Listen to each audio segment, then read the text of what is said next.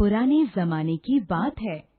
काशी में वीरबाहु नामक एक राजा राज्य करता था।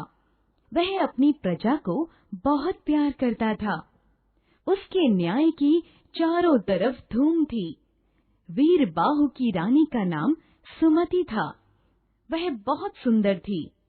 अपने माता पिता की इकलौती पुत्री होने के कारण अधिक लाड़ प्यार ने उसे घमंडी बना दिया था। सर्दी के दिन थे। एक दिन रानी अपनी सखियों के साथ गंगा स्नान करने गई। कड़ाके की सर्दी पड़ रही थी। स्नान करके लौटते समय रानी के हाथ पैर ठिठुरने लगे। उसने इधर उधर देखा तो एक छोटी सी झोपड़ी दिखाई दी।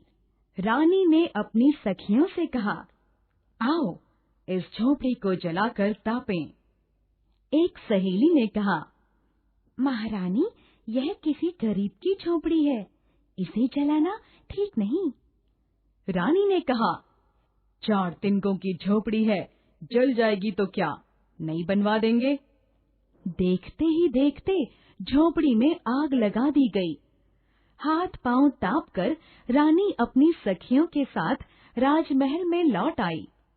वह झोपड़ी एक गरीब ब्राह्मण की थी। जब उस गरीब को पता चला कि रानी ने तापने के लिए उसकी झोपड़ी जला डाली है, तो वह बहुत दुखी हुआ और फरियाद लेकर राजा वीरबाहु के पास पहुंचा।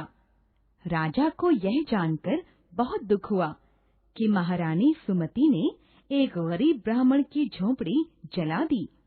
राजा ने महारानी को बुलाया और कहा, तुमने यह क्या किया? एक गरीब की झोपड़ी जला डाली? क्या तुम्हें यह शोभा देता है? रानी सुमति ने तुनक कर जवाब दिया, 4 तिनकों की झोपड़ी के लिए इतना तूफान? जला दी तो क्या हुआ, नहीं बनवा दूंगी। राजा ने शांत स्वर में कहा, रानी, यह मत भूलो कि तुम राजा वीरबाहु की पत्नी हो। तुमने गरीब का घर जलाकर उसे अनाथ बना दिया है। तुम्हें इस गलती का दंड भोगना ही पड़ेगा, तभी उस गरीब के साथ न्याय होगा। तुम्हें उसकी झोपड़ी फिर से बनानी होगी, और वह भी अपनी मेहनत से।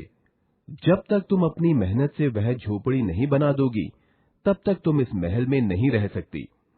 रानी का सारा घमंड चूर चूर हो गया। अब वह अपनी भूल पर पछताने लगी। उसे समझ में नहीं आ रहा था कि क्या करे।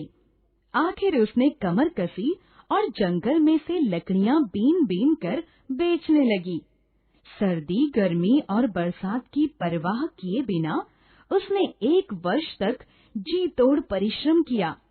जो पैसे मिलते उनमें से आधे पैसे बचाती और आधे में अपना खर्चा चलाती। बचे पैसों से उसने झोपड़ी तैयार करवा दी।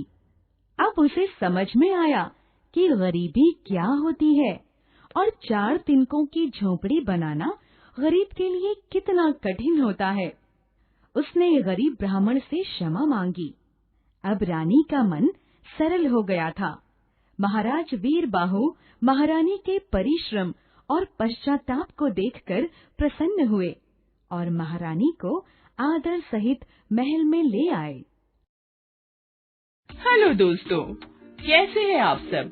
हमारी कहानियाँ देखने के लिए हमारे चैनल को सब्सक्राइब कीजिए और हाँ, बेल आइकॉन पर क्लिक करना मत भूलिएगा।